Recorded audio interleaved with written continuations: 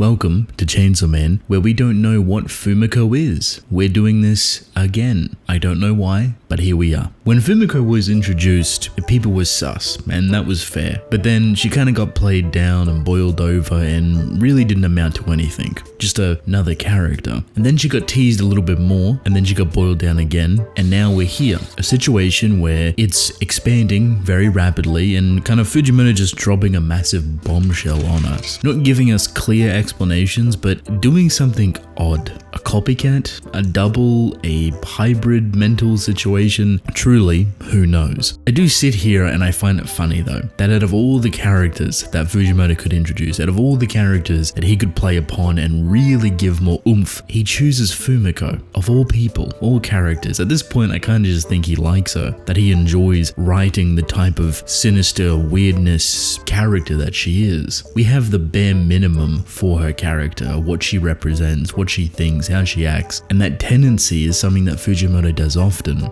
giving almost absolute zero for a character that is kind of offhandedly on the sideline and utilized more often than you think. And the more he utilizes him, the more that absolute zero starts to fill out, starts to go up. So that percentage starts to creep, but then he tends to backseat them because they are sideline characters. So you're never really comfortable on what character he's going to use or how much he's going to use of them or what reveals or bombshells would come from them. Fumiko is clearly the best example of that. The situation here though is both compelling narratively but dire. It's a serious situation. My question is, why is there two of them? I mean that legitimately, like there is two Fumikos, but is there two physical Fumikos, or is this like a mental thing? Well, now I have already seen a lot of people try to go into specifics, try to create big theories and ideas for what this is, but there really is just not enough information. There is basically nothing that we can go off other than the fact that she is a human kind of contracting with a devil, Yoshida, which thinking about it now gives us more information for Yoshida, that he can make contracts, that he is most likely a hybrid of sorts, perhaps commanding what contracts come in and out for the octopus devil, which is vital for the power-up that it can actually induce, which we see directly at the end of this chapter. The clone situation seems more mental. Think Asa and War. You see one of them, but you don't see the other one. If it's like this, why? I don't know. Maybe that's just how she perceives herself. Maybe there's more to the mental situation in her head. Maybe there's a bigger explanation, but you might put a big question mark over that because the chapter is framed in a way that makes it seem like aging is acknowledging the healthy Fumiko, which I don't actually think is true. There isn't all too much to go on other than aging kind of angling her head in a specific way to acknowledge what Fumiko is doing, but she's angling it slightly downwards, looking at the ground where Fumiko is, rather than looking up to meet the eyesight of Fumiko, the healthy one.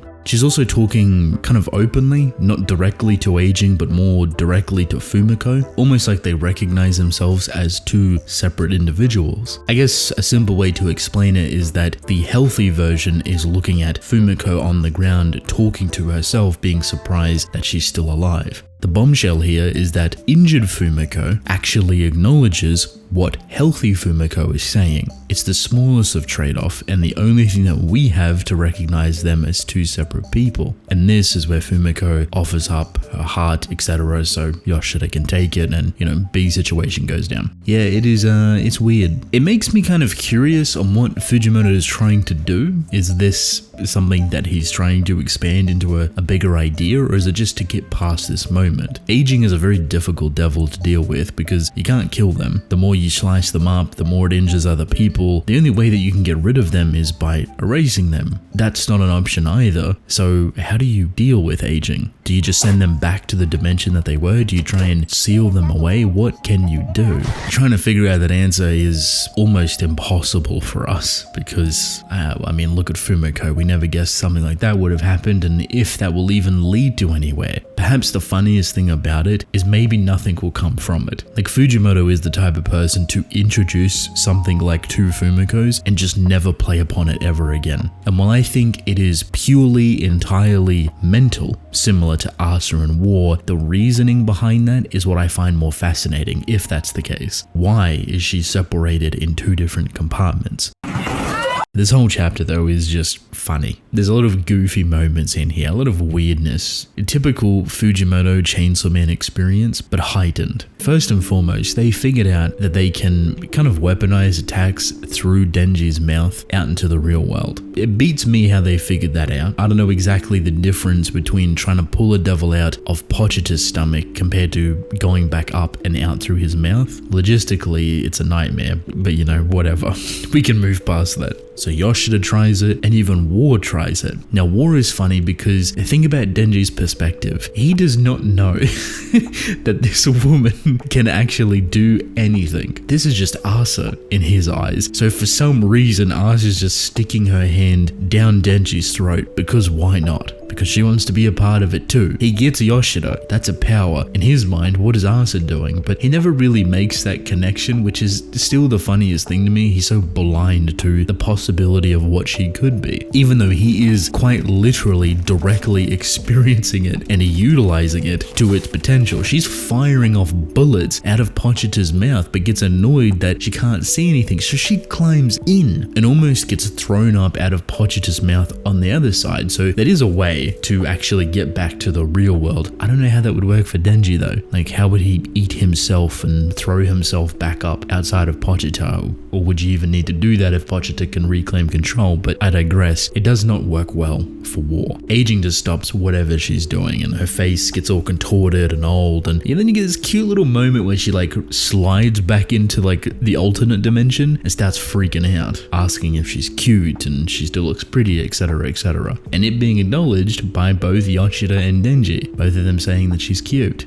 I like that moment. It's cute and simple. Adds an element to this chapter that feels very lighthearted. Like I'm trying to get the feel tonally what this chapter is meant to be, and it is all over the place, which, to be fair, is how Fujimoto likes to rock things. When he wants things to be tonally concrete, he can do it, but he is an author that just flies everywhere over the radar, going from goofy to sincere to heartbreaking to tragedy to horrifying to surprising. All of these different elements and emotions that you would feel while reading a chapter, he's just flying through all of them rapidly. And a lot of the time that can feel jarring, but somehow, and I guess this is the masterfulness of Tatsuki Fujimoto's writing, it feels oddly cohesive. Like it's so tonally messy on purpose that it kind of comes together cohesively as a full package. I guess a big helping hand to that would be the sinister undertone to this situation. Like, we all know what this thing is. We all know what aging's doing. We all know the implications. So underneath all of this is this horrifying amalgamation of all of these people getting killed. Yet we have Yoshida sticking his hand down Denji's throat. We have Fumiko, the most consistently confusing character, now having some sort of mental body double. We have her offering up her heart to Yoshida, his octopus. And because of that, he's able to spawn something huge, a massive, what looks to be octopus Fumiko head, just obliterates the entire building. I don't really know what this would do though. You know what I mean? Like, it looks cool, it's beautifully drawn, it's surprising.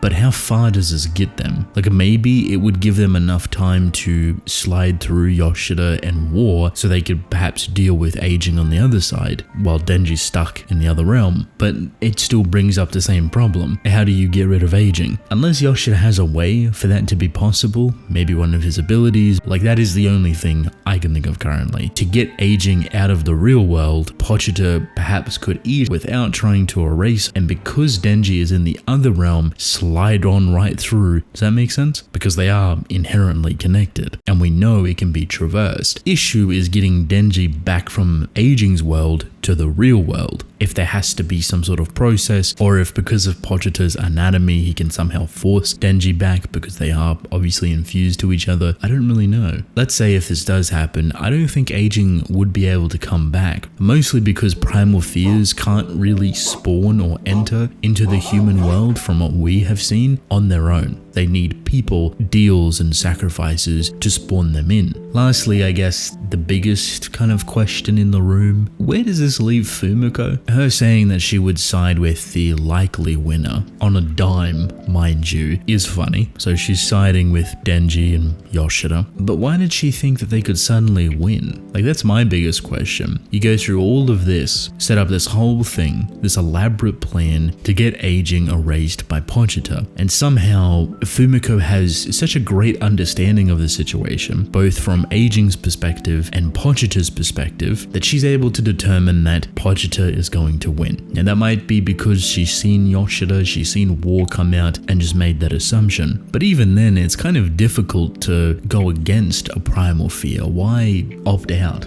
suddenly? Why think that these three people that have already struggled so far would be able to come together and beat one? So I guess, does she know more and she leads on? Or is she just kind of going with the wind? It's really hard to tell with her character, with how much information she could have, or what she could be planning, or whatever stuff has been in motion prior to this situation. We don't know. You know what? She might even be the reason why all of this goes well, and that perhaps Yoshida was banking on it to begin with. I do not know, but I love what Fujimoto is doing, and I'm excited to see what he does next week. And of course, I would love to hear all of your thoughts.